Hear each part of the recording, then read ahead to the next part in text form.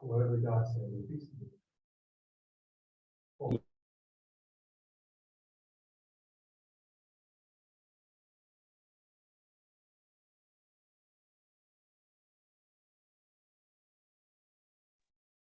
Morning, Mark.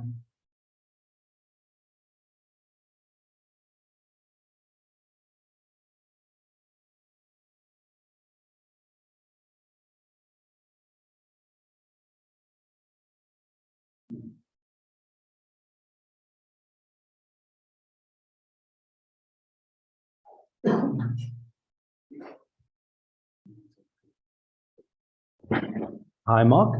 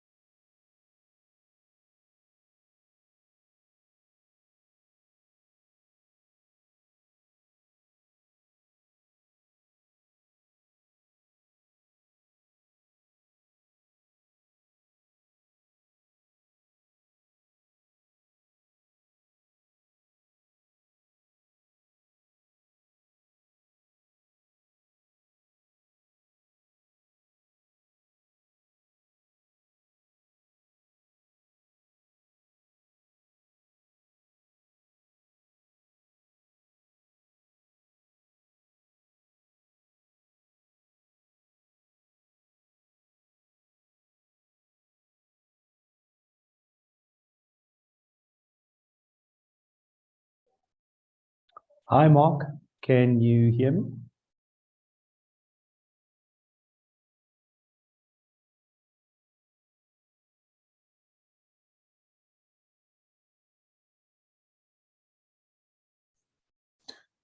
Hey, I can hear you.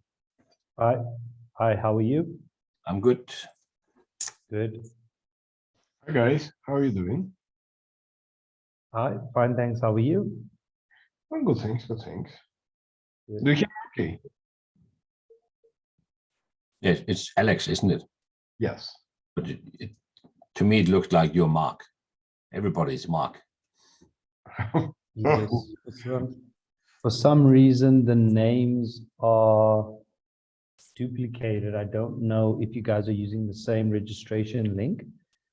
But I can. Yeah, okay, we use the I link can. in the invite Sure. we got. Yep. Good morning, everyone. Yes. It seems like I'm attending 3 or 4 different times. I'm gonna be busy, Mark. Yes, I'm just presenting to myself. I can update the names. I just need to know the spelling, the correct spelling, and which mark needs to be assigned to what name. Yeah, So that's Peter. I'm Mark Kindler. So That's strange that it's coming up all these different times. Yes, I think we're all using the same link. That's why. Yeah. So you managed to secure cloning yourself. Because I shared the link with everyone. Yep.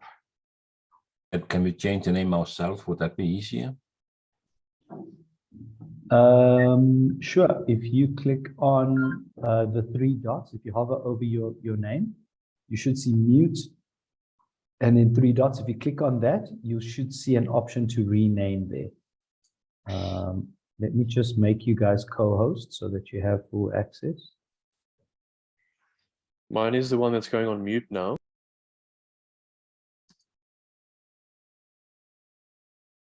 Okay, so you should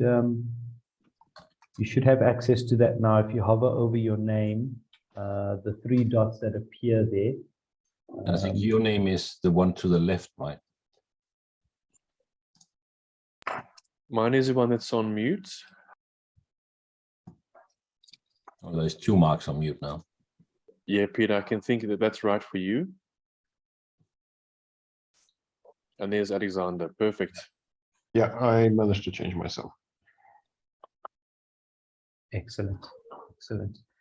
Mark, I don't know if you want to maybe open up our or put on our introduction slide. We've got 3 attendees who have joined. Are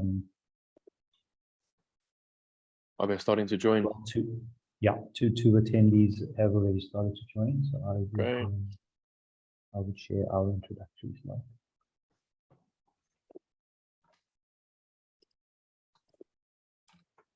Okay, we've got Alan who's joined us now as well. So I'll make Alan the host.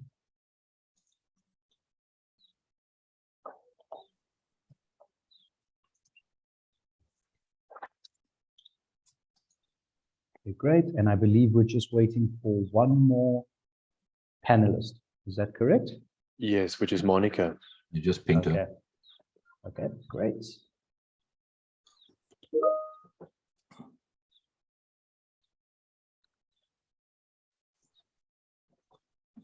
Do you hear me actually? Looks like something. Can you hear me? Morning, Alan. Morning, Hi, guys. Alan. Morning, Alan. Morning. Morning. Are we all sorted? Yeah. Is your name Mark too, Alan? I don't know. No, it's Alan. Yeah. I can see I'm on here now. Yeah. It was just that all of us when we joined, we were Mark. Okay. Mark, when I'm talking through the slides, should I say next slide or I'll stop talking, you'll just move it on to the next one? Yeah, I think if you prompt me, please, that'll be good. But I think I'll- we'll pick it up intuitively. Okay. Okay.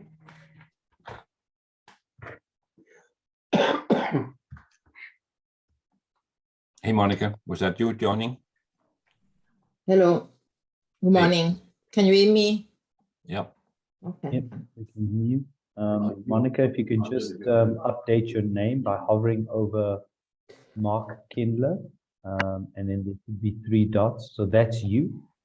And then just rename yourself, or you could, or I could do it for you. If you could just let me know the correct spelling of your name.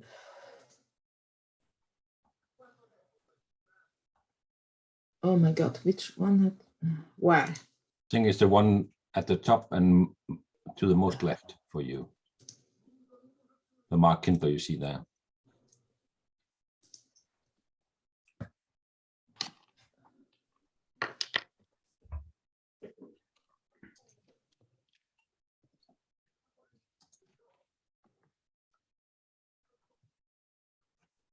I can't.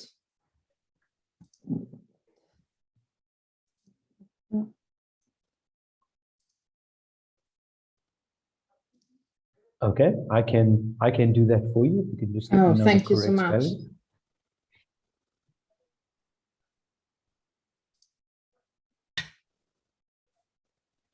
I just need the correct spelling Oh, it's oh my of your God. first name and I name. will write in the chat just for you. Okay, sure. Thank you.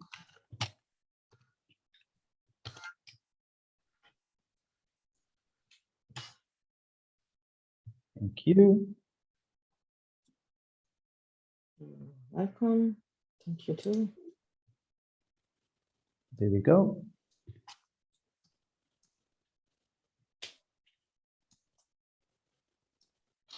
Okay. Have all our panelists joined? Yep. Okay, great. Okay, we're roughly 3 minutes away from 10:30 Central African time. Mark, I think it is time we could play that video before the presentation.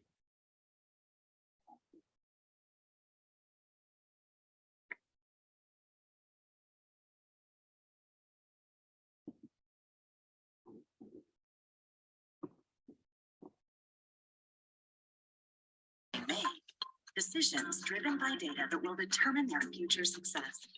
But what happens if that data can't be trusted? Flawed data leads to uncertain decisions or none at all, destroying value. You already know that accuracy and consistency are key. But to make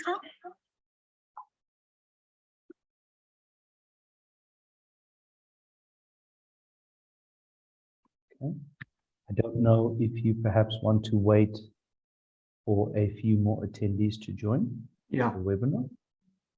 we're still early. Still early. Okay. I would wait at least right now at the work 5 minutes after, so 35 minutes past 10 Central African time before you begin the webinar. Yeah. So far, we have 7 attendees who have joined. Yeah, Should I wait before we play the video?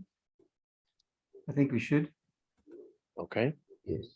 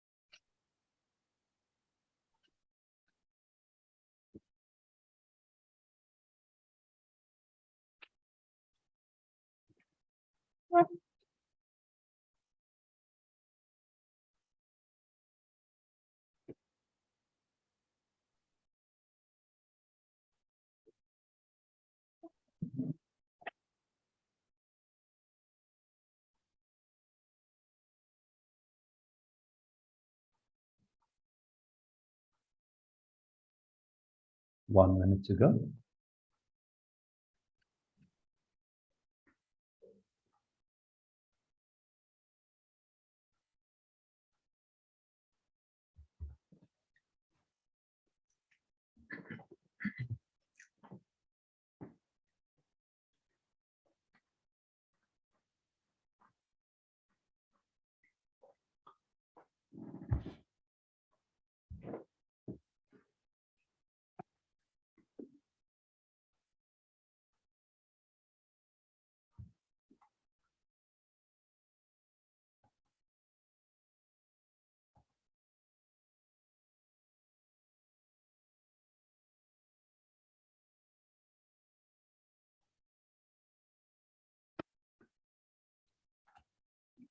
Thirty-five minutes plus 10.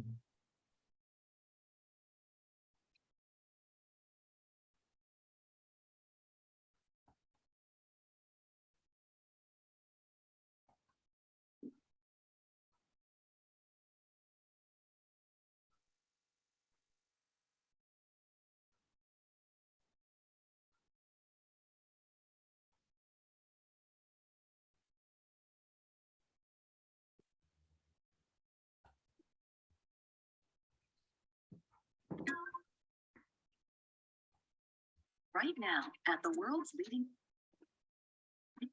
businesses, decisions are being made. Decisions driven by data that will determine their future success. But what happens if that data can't be trusted?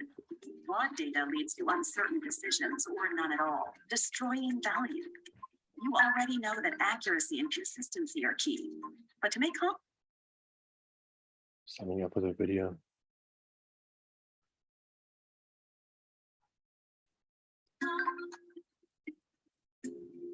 right now at the world's leading businesses.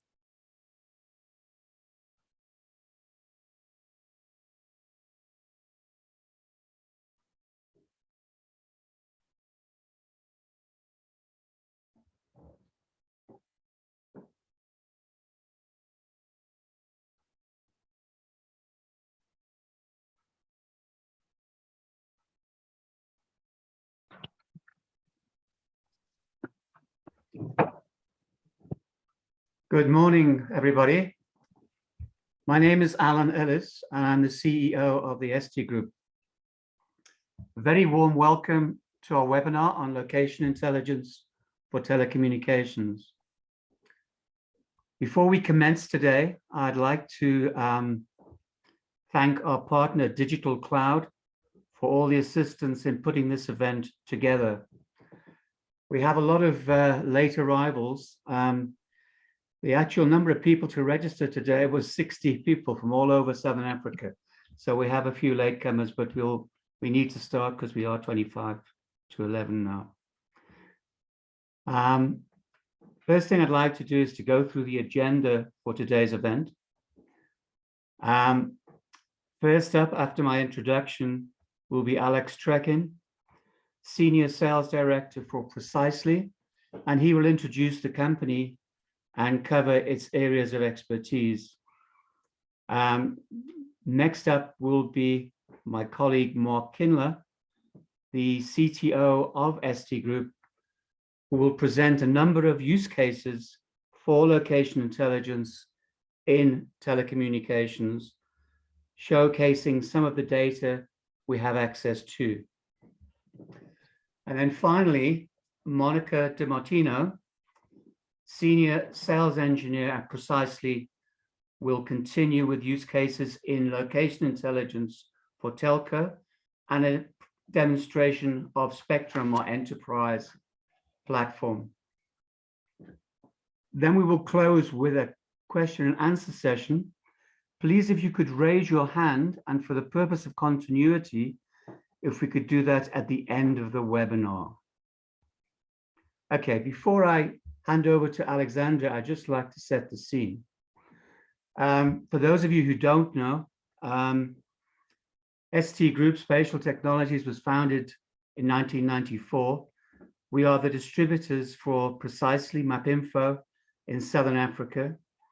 We are also the African partner for ConnectMaster, and we sell our technology directly and through partner channels.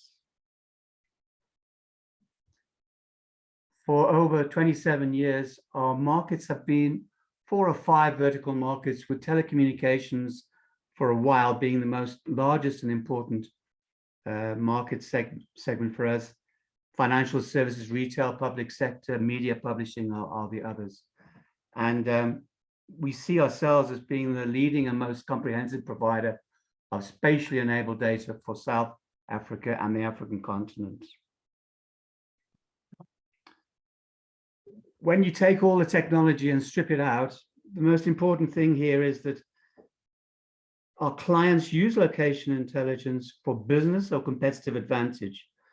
And many of the use cases that we have here are falling into the sales and marketing departments.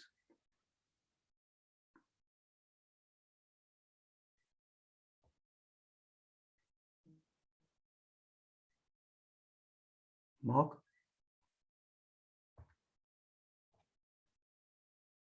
So essentially with location intelligence, we have 2 different types of users. We have the departmental power user, a business analyst, and so on. And we have the enterprise user. Many users were departmental, but we're seeing a lot more enterprise deployments with the spatial data and applications and use cases being shared throughout an enterprise for a number of departments. All the products that you see here, with the exception of ConnectMaster, will be presented in some form or other in the presentations this morning. We actually do have a number of ConnectMaster users registered for today.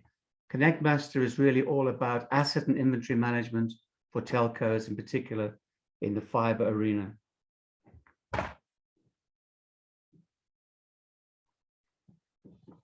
So here we have some of our selected customers. And as I said, telco is certainly the largest and most important part of our client and prospect base. But many retail, financial, media companies also are users and have been users for many years of our technology.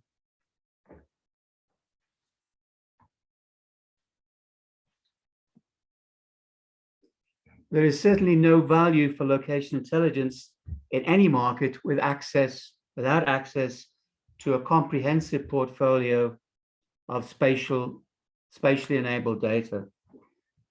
And at ST Group, we pride ourselves for being data agnostic and offering a wide range of data for South Africa and Africa.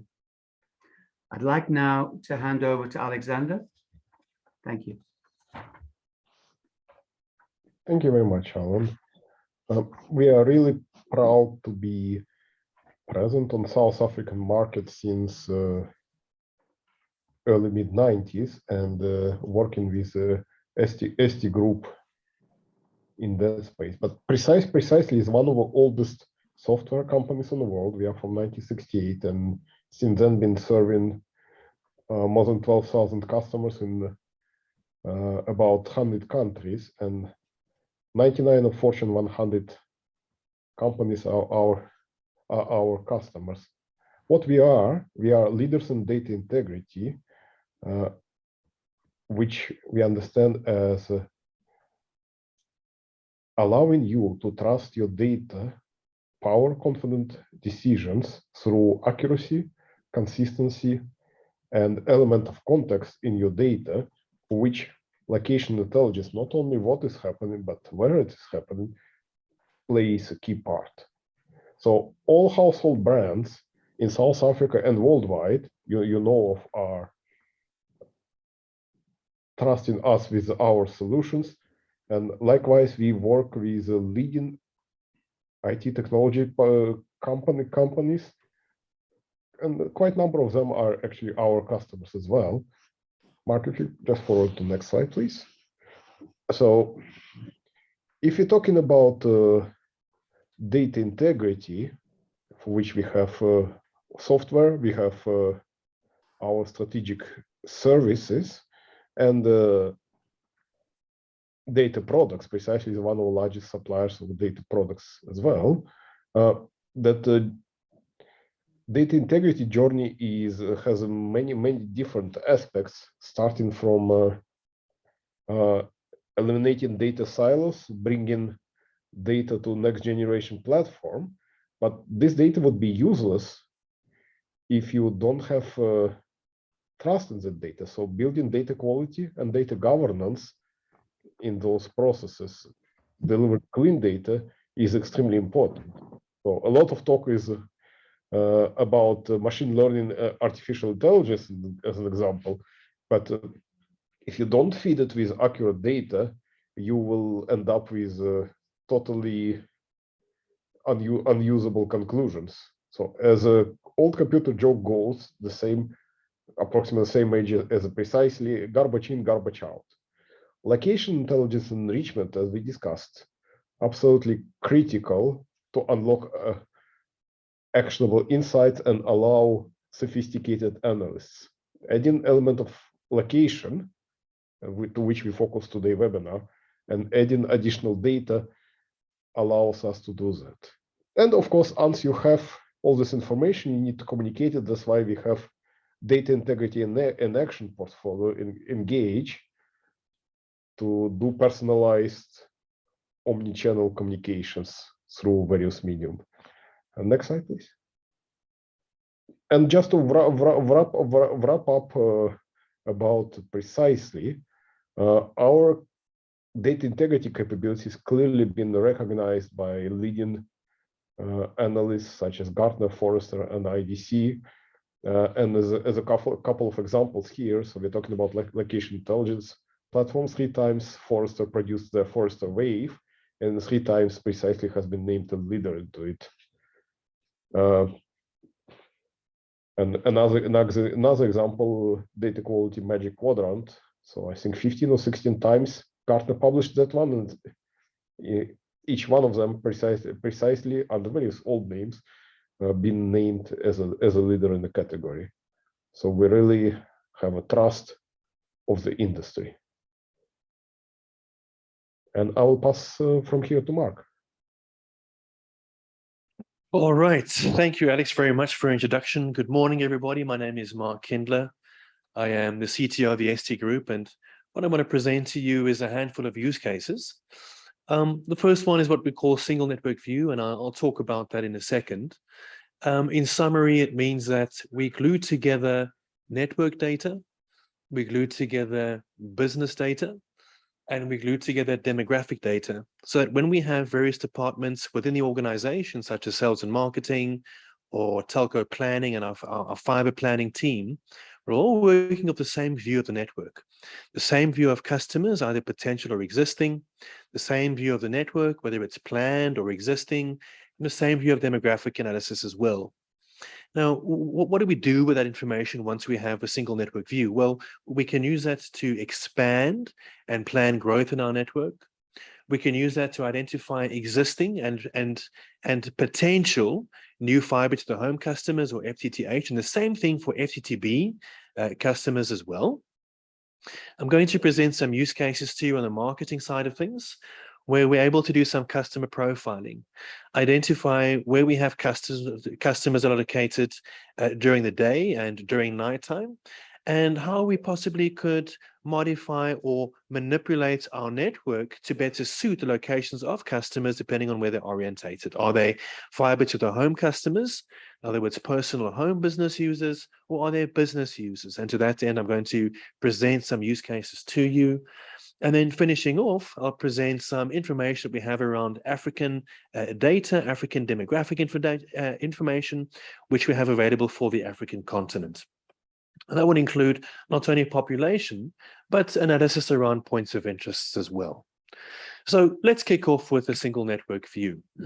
Really, the single network view means that we plan and analyze using a single network repository. So the idea is that very often we have planners and we have marketing organizations who might have a disparate or a siloed view of the information throughout the organization. In other words, marketing might only have a view of marketing information.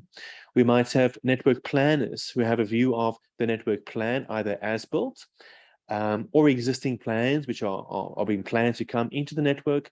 And that's not really an efficient way of doing planning. It means that each of those different business units will have a view into their segment of what's important for the business, but we don't all have a shared view, a holistic view of the network, which is what the single network view aims to achieve. And Monica, during her presentation, will give us a live demonstration of how it could look when we have a single network view of our network, we have a single network view of existing customers and potential business customers as well, so that we can make decisions around last mile and costings and analysis. Really what it means is we can improve efficiency and the quality of our analysis when we do stuff. And that stuff is network design, its operations, and its demographic and marketing analysis. So what I'm going to do now is talk through some of the various data sets which we have available to highlight and demonstrate some of the use cases, some of the good stuff we're able to do with the data which we have available. And Alan, during his introduction, presented a slide of all sorts of data products which we have, not only for South Africa, but for the African continent as well. So to start off with, I want to talk about a product which is called APT. So this is address anchor points. And this is really around identifying existing and potential FTTH customers. And what it represents is a single rooftop. So here we have some sample data. We have some green dots, which are classified as existing customers. We then have the red dots, which are potential customers. And around it is an analysis which indicates, do we have a high or low concentration of customers, in this case around a street network, but it could be based around a fiber network as well. So what that means is in the lower part of the map, we have a much lower concentration of existing customers. We can see a much higher concentration of potential customers, which for us is where the money is. So we know where to focus marketing. We might want to expand our network. We might want to increase door-to-door marketing or advertising or billboard advertising to know where we have a high or low concentration of our customers in order bottom line, right? What we want to do is increase ROI. Now, we can take it further because not only do we have the APT data, which is, as I say, is basically an entry point into a property, but we can overlay that and we can have urban data as well for the single dwelling unit. So this is a really good example of that. It's sort of a zoomed in location. Again, we can see our existing versus our potential customer analysis. We see our green dots, which are the existing customers, and we see the red dots, which are the potential customers. But what I'd like to do is showcase the kind of information that we have for each one of these dots. So if I were to pick one and grab an info tool to get some information about that, how does it address look? We'll see that we have the house number. We have the street name, which in this case is number 26 Lotus Street. This is located in Gallo Manor, extension 2, in Sandton, Gauteng 2052. So this is for an address which is in South Africa, which means that for every single existing customer, which we would go and need to deduping to go and tie it into an address, for every single potential customer, we have a fully fledged existing address for each one of those spots and dots, which means the days of using outdated Google Maps, or possibly we're using Bing, of going and drawing rooftops for our plans is come and gone, because we have existing vector data, which indicates to us the property boundary, indicates to us the building entry location with a fully populated address as well. So that really speaks to a use case that we can have for the single dwelling units or the STUs together with the urban data. But what about multiple dwelling units, where we have more than one building unit located in a structure? Well, to address that, in the APT data and the address anchor point data, it's possible to have building units, which are either businesses, in this case, the use case will speak to residential. And what we see is purple dots that indicates the locations of a complex that contains one or more units in that building complex, right? So it's possible to see an individual address where there's a single rooftop, and then where we have a building that contains one or multiple addresses as well, number of units, for example. And how does that look? It looks like this. So we're able to pull a report out from an APT dataset, which indicates to us the physical house number. So where is the building located? We have the street, suburb, place, province, and postcode, which is very similar to the information I showed you earlier on. But in this case, for the multiple dwelling units, we can see the building name, as well as the total number of building units that we have located at a particular location. So this address data point information can speak to not only single dwelling units, but to multiple dwelling units as well. Where are they? How many units do we have? And what sort of plan, if we're going to produce a plan, how many splices or splitters or ODFs would we need in order to pump fiber in from a POP location or from a manhole location to go and light up one or more multiple of these buildings? So how many splitters or splices would we need in order to go and connect and light up these buildings? Now, it's all good and well when we have a look at our SDU and the MDU data in a single map, and that view looks like this. So we see this sort of clutter, these spots and dots of where we have existing customers as the green dots and then red dots as a potential. I think you'll agree with me when I say that this map doesn't really tell us very much, because it looks like a whole bunch of white noise, a whole bunch of salt and pepper. Like when the TV goes offline, you've got white noise coming through, then you can't really determine much. So with location intelligence, what we can do is take the data further and analyze to answer more questions around, number one, demographics, number two, where do we have high or low concentration of customers, in order to, three, increase the ROI in the bottom line. So a way of doing that is to introduce some sort of polygon or some sort of suburb boundary, so that we can do a count of where do we have a high concentration of customer and where do we have a low concentration of customer. And there's different ways we can present those maps. And one of the ways we can present them is using a heat map. So my next map is in fact a heat map that indicates to us a high and low concentration of our existing customers. So we'll see Kempton Park is highlighted in more or less the middle of the map. The bottom right-hand side, we have Benoni. This is a sample data for South Africa. At the bottom left-hand side, Kensington, Bezuidenhout Valley area. And at the top, we have Grootkop and Buccleuch. So this indicates to us a high and low concentration of our customer. Now, the next data set I'd like to talk about is called census squared. What is census squared? Census squared is demographic information which is available for South Africa.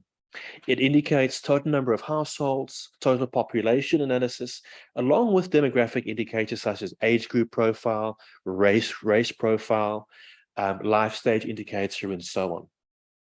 And as part of that is a demographic indicator, where we have a series of classifications, demographic classifications, which will indicate personnel which might be located in a sort of a lower form of income, who might not necessarily have access to amenities. And then we go all the way up into upper middle class and so on, where we have higher income, better access to amenities, and a more affluent sort of segment or lifestyle group.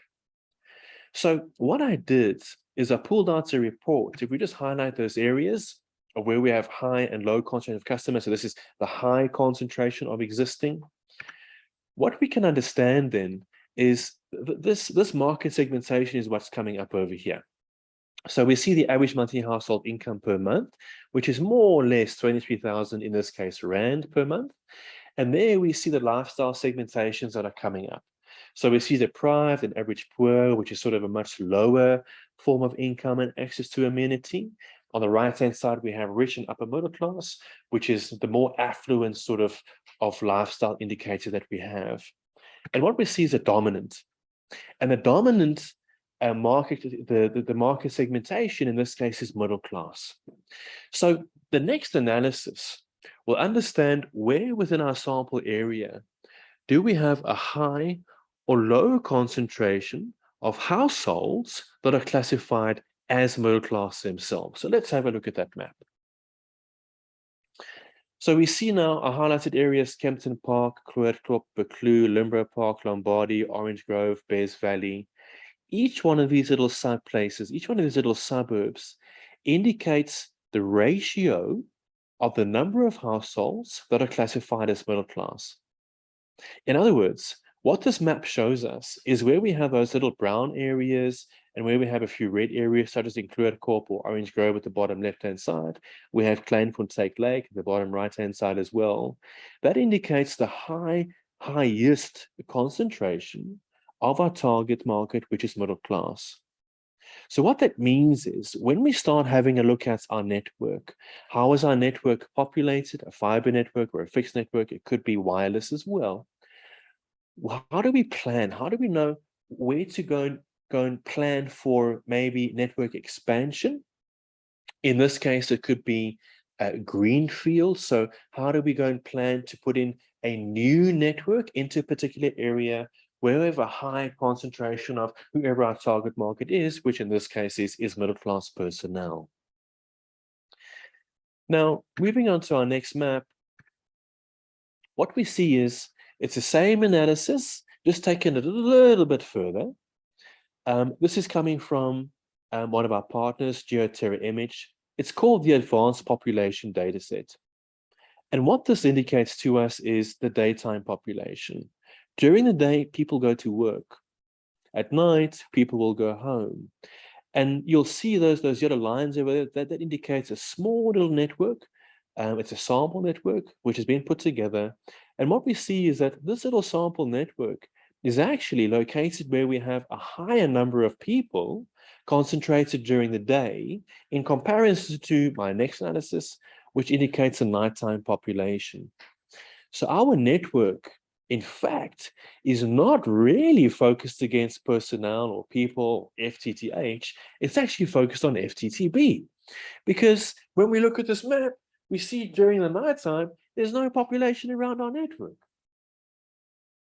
Which ties into our next slide, which talks about businesses and understanding more around our network and what sort of business businesses and business types are located within and around our little fiber network.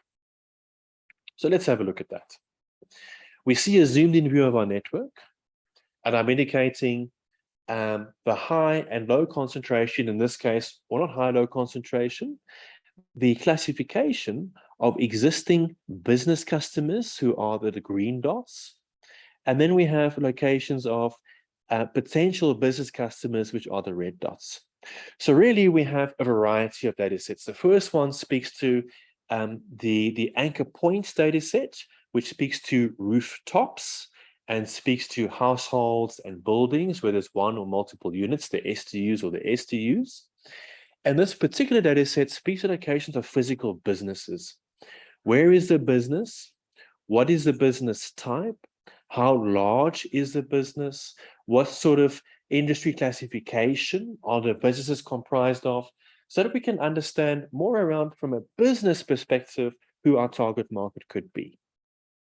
So if we look at the breakdown of businesses in here, the first thing is, what information do we have around the businesses? So this particular business, I know it's slightly detailed. They're called High Tech Ceramics. We see from the biz indicator data set, we have a physical address or PO box information. We can see the email address contact, the number of employees, and we see a SIC code description. In other words, what sort of business is, in this case, high-tech ceramics? What do they do? How are they classified? And they're classified as the manufacturer of refractory ceramic products, right? They are manufacturers and suppliers as tile manufacturers. If you look at the class description number 2, they make ceramic tiles. So this is a good indication of, like we saw earlier on, where we have a physical address for the APT, for the business data set, we have a vast, very colorful variety of information, which we can use to understand, classify, and then further analyze all the businesses we might have in and around our network location. So looking in more detail, I've analyzed the top 10 customers that exist, and this is by type, by industry classification, the top 10 customers that we have in and around our network. And the first thing we see is we have courier activities, we have maintenance and repairs of motor vehicles, we have construction materials, hardware, plumbing, heating, and equipment supplies, business management and consulting. We've got some security activities. We've got supplementary health services or paramedic staff, practitioners. We have estate agencies. We have consulting engineering companies. We have manufacturers, and we have logistics companies as well. So what we could then do is we can turn the biz indicator dataset around on its head, and we could ask us to show us where do we have a high concentration of couriers, maintenance of motor vehicles, logistic companies, where we don't yet have, or where we would like to plan to, some sort of network breakout in order to connect and create new as-built, to produce a plan, create as-built, to increase our footprint, to increase our network footprint, to understand how we can grow our customer base is one of the applications we're able to do with this. Looking at our next slide, this is really just very similar to the APT dataset that we had earlier on, where we see an analysis against our network that indicates where we have a high concentration of customers on our network, existing customers, and then a lower concentration of customers in our network. Now, that could be for various reasons. Number one, maybe there aren't any business customers located in and around our fiber. Number two, maybe what we would like to understand is, do we have requests for service coverage coming into an area? Where are those requests coming in from? What are those businesses classified at, so that we can plan to increase our network footprint? And my next slide speaks to that. So let's imagine for a second that we were storing requests for service. So we see all these little spots and dots, which, by the way, is actually the biz indicator data set. We see requests for service that are coming in, and we might identify a gap in our network. And you see at the left-hand side, we have a very low number of customers located in Greenstone Park. We see requests for service coming in the Greenstone Park area, and we have a little gap in our network over there. And what I'd like to do is look in that particular area in more detail to introduce another product, which is called the Office Parks Directory. So let's zoom in. We see all these requests for service that are coming in. They are located at or near our network. We could use those for planning, for demand forecasting, to understand, could we do last mile analysis? Could we do a network breakout? Where are the manholes located? Where are the POPs located, in order to increase the expansion of our network and our network footprint? So I'm going to highlight a single area over here, which is a Longmeadow business estate. And this is now a different one of our data sets. It's a brand new data set, which is called the Office Parks Directory. And what the Office Parks Directory is, it's an outline of a physical office park, which we can see here for Longmeadow. We see those yellow dots in there, which are from the biz indicator data set, and these are businesses. They are either manufacturers or logistics companies located within these estates, which will have, remember, the number of personnel, the total number of employees. We will have the classification of the business type. We will have operating hours. So we can now start understanding where we have our POP, the Longmeadow POP at the top left-hand side. Could we do a breakout there? And if we do, what is the lie of the land? How does it look from a business perspective in order for us to understand more in terms of businesses about the kinds of businesses that are located within this particular business estate? So let's have a look at that. The first thing is number of employees. And we see that we have 600 employees located in information and technology.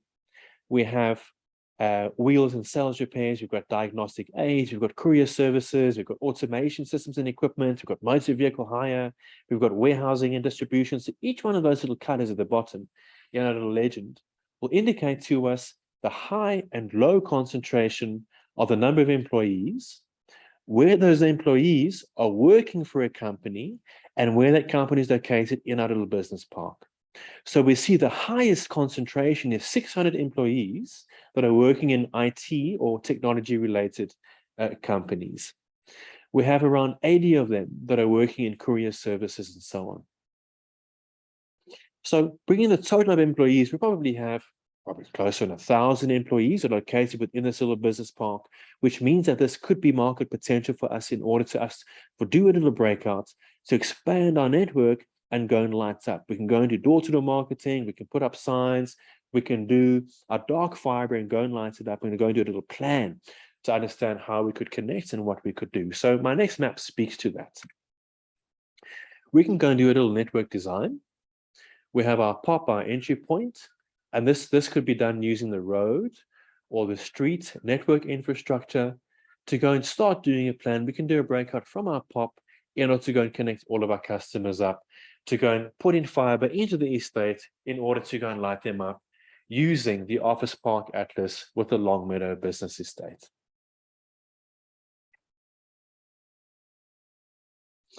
Now, very important is that when we think about LI is not only about doing a map, it's all about reports, right? So we have data which is coming in. In this case, we have our Office Park directory. We can then pull out, remember I clicked on the single business earlier on to indicate the kind of information that we have. We can produce a similar report for each one of these business estates. In this case, it's for Longmeadow, where we see the company name, the number of employees, the contact number, the email address, their homepage, as well as a description of the kind of industry that each one of these companies operates within. So the analysis of LI is not only spatially enabled data or the physical map view as well, but we also use that to concatenate, to group, to pull little reports out of a tabular view so we can start making decisions. Maybe get into contact with these companies, give them a call and say, hey, we're putting up fiber in your area. Can we sign you up? What sort of contract can we put you on? We're planning on putting our fiber in the next 3 months. Can we sign you up to become a future one of our customers? Now, moving on to African data. For Africa, this is an analysis which focuses on a high and low concentration of total population.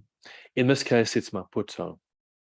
And what I've overlaid is national roads and railway, which can become very handy if we're talking about putting in fiber backbone. It's very important that where we plan fiber, we need to know where the people are. And where the people are, we might want to understand more around who those people are, which we have age group profiles. There might be an income profile available for some countries. So understanding where we have population is key for us to understand where we're going to plan our network into. But much like our previous analyses, it doesn't have to be limited to population, because in this case, for FTTX customers, we can introduce points of interest as well. And so what we're seeing in this analysis is, again, it's Maputo, it's the lower parts of Maputo. And we see an FMCG, so the fast moving consumer goods analysis, which is coming in from points of interest, which is different layers that we have available for the African countries.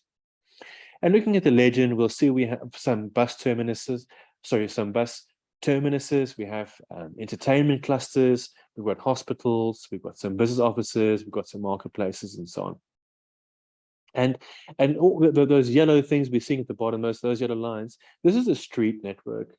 And I put that on because very often when we plan, we might like to use an existing street network in order to go and do a basic design so we know where to plan and where to go and connect our customers.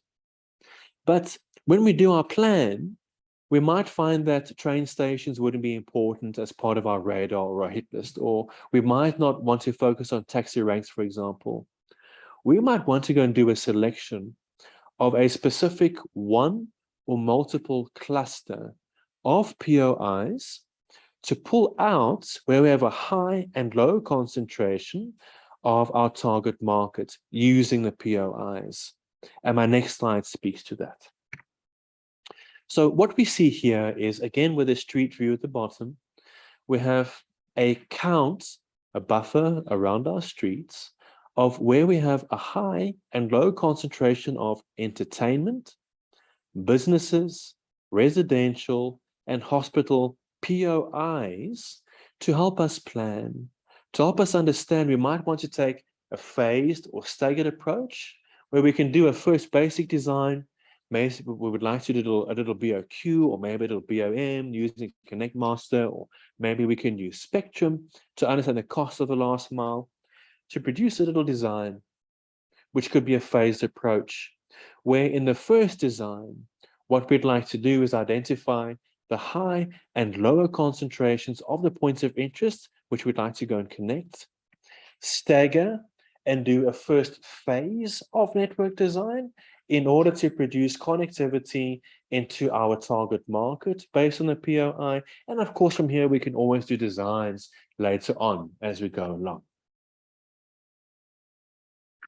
So that then summarizes the use cases from the single network view to understand. Remember, single network view is having a single view of the network, a single view of customer, either business or personal. So we know where and how we can expand our network footprints into either FTTH, which I presented using the anchor points data set, into FTTB, which I presented using our biz indicator data set, with some demographic and target marketing and customer profiling, which I demonstrated using the advanced population data set and census squared, and then with the African data, the population that we have, along with the points of interest as well. What I'm going to do now is hand over to my colleague, Monica Di Martino, who will present a few slides and some use cases around Spectrum, which Monica will speak through, and then we'll break off into a live demonstration. Monica, over to you. Thanks, Mark. Hello, everyone. Thanks for joining us again. Can you go to the next slide, please? Yes, thanks. Today, I'm glad to talk to you about one specific telco business use case among many different ones, for which we can use location intelligence capabilities for taking faster and more confident business decisions. The business use case I wanted to talk to, it's how to calculate costs for providing fiber optic, for example, to existing or potential customer. But let me show you a demo using a powerful location intelligence web mapping solution. Let me know, please, if you can see my screen, Mark. Just for checking. Yes, we are seeing your screen, Monica. Yes, thanks. So we are in Edenglin area in Edenval in Johannesburg, South Africa. And we are looking at some data. Some data are from the speech of Mark before. So we are looking at the land use, the property boundaries, address point data set, and also the business indicator database, so the prospect that Mark has mentioned. You can see that the map rendering is fast, but let me look at, suppose that I am in the marketing team, or I am in the operational or business support system team, and I'm looking at our customer database, so existing customer prospect, but I'm looking also at our network coverage, so the cable, duct, and our point of presence. What I'm looking for is at an existing customer, and I wanted to understand if I can reach out to this customer to propose a new contract, to propose the fiber, for example. So I'm clicking over this customer, and I can look at the data. So who he is, sorry, for example, this is a company, and I know the date of the contract, the type of the contract, and also where he is located, where is located. But suppose that my question is, how close is the fiber to this building, to the building of this company? And what are the find nearest point of presence, like street cabinet or central unit to this building? So I can use the find nearest of the solution to look at the result. So this is my point of presence, and I can look at which type, for example. Very quickly, I can change the color or the width for the linear distance. But what about if I'm asking how many different paths to the building can the fiber cable take, or how much is the cost to provide the fiber to this building? I can use the routing calculation now. So I'm looking at the street network in this case. Let me remove the linear part. And so here, very quickly, I have my answer, and I can understand the cost per meters or some costs in charge, for example. I can look at the result also in a tabular view and click over the data and look if it's a new installation, or I can use a cable already installed. So this is just one use case, but we can use this solution for many different others. Let me just very quickly talk about the solution that we have used for this demo. We are looking at our precise spectrum spatial solution. It's an out-of-box web mapping solution. It's easy to use, and it's possible to setting to profile the customer that we have features enabled or disabled, and also permission at the customer that have, of course, the permission to look at the grant data. And this solution can also with the manager part is a web tool that help the administrator of the solution to settings the solution, so enable, disable the features for permissioned users, or settings the map project, the maps, the layer. And we can use the manager also for creating a thematic layer like this one, the number of apartments per building. The solution comes also with the extensibility. So what we provide is the API to customize easy and fast the solution. It's possible to add components and also change the user interface. And like in this case, invoking a web services created with the enterprise designer that comes with the solution. We have all the benefits and the main capabilities used in the next slide. And thank you for your time, and I will be happy to answer to your question.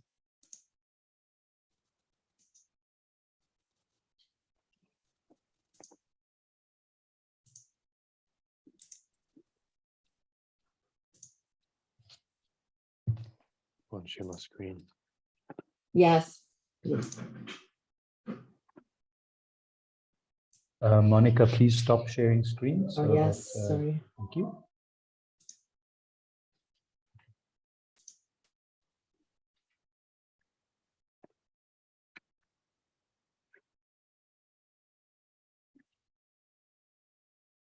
Monica, you had a few more slides. Is there anything you'd like to talk through? Oh, and this is just the summarization of what I said, the main capability that we have using the demonstration, and was saying that Spectrum Special comes with the analysis part, the manage part for managing the data repository, and for setting project and user permissions. I want to just mention that it's possible to publish layers from MapInfo Pro, our desktop mapping solution. And as I said, we can extend the solution using our API. Thank you. Okay, Monica, thank you very much. We're going to go into a Q&A session. I'm going to stop my share so that we can have a look. Are there any questions? Please feel free to use the Q&A window.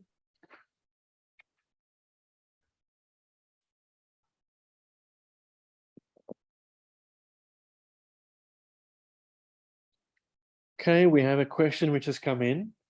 Alan, perhaps you could answer this one. It says, how are Spectrum and the various data sets licensed? Yeah, well, Spectrum and the data sets, there's a number of licensing options, from perpetual licensing to subscription, term licensing, and so on. The different data sets who come from different data providers are licensed in different ways, but all those options are available for both Spectrum, for MapInfo Professional, and for the data. Okay. There is another question which has come through, which says, for say 20 end users, what configuration size of Spectrum would be required? Okay. Obviously, it depends on the type of usage and whether they're using it concurrently. But typically speaking, if we look at other installations, Spectrum starts off at an 8-core server license. That's the entry level. So I would think it could be more, but I would think that for 20 end users, an 8-core server license would be good enough for Spectrum. Okay. Another question that's come through, what data is available? Okay, we probably have over 30 data sets, but the best thing to do would to go to stgroup.coza and go through the data, go to the data section where all the data products we have access to are listed, and there's data sheets on those data products. Thanks, Alan. And one more question that's come through. It says, how scalable is Spectrum or an enterprise deployment? Well, the whole point about Spectrum is it is an enterprise platform. It's extremely scalable. I could refer to one of the major financial services companies in South Africa who have deployed this technology throughout a number of departments. So yeah, it's extremely scalable. That's the whole point of Spectrum. Thanks, Alan. That's all the questions that have come through in the Q&A so far. Are there any other questions? Please feel free to raise your hand or type in the Q&A window.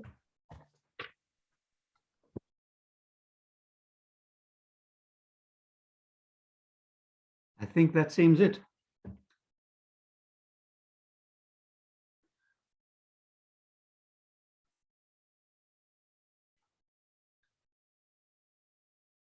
Yeah, just we wanted to finish off by saying that this webinar has been recorded.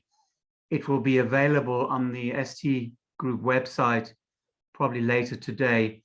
A number of people who registered could not make the webinar today, but if you'd like to forward it to any of your users or any of your colleagues at a later time, or just check it out, you're most welcome to do. So it will be available on the ST Group website. Okay, there's another question that says, will the PowerPoint be shared in a place like Zambia? No coherent data sets is available. Yes, we can share the PowerPoint. And for Zambia, we can double check to see what demographic data we have available. which POI and vector data we have available so that we can do the same or similar analysis like I produced for the Maputo in this example. Please feel free to contact myself, Mark, or any of the other guys by email if you want further information.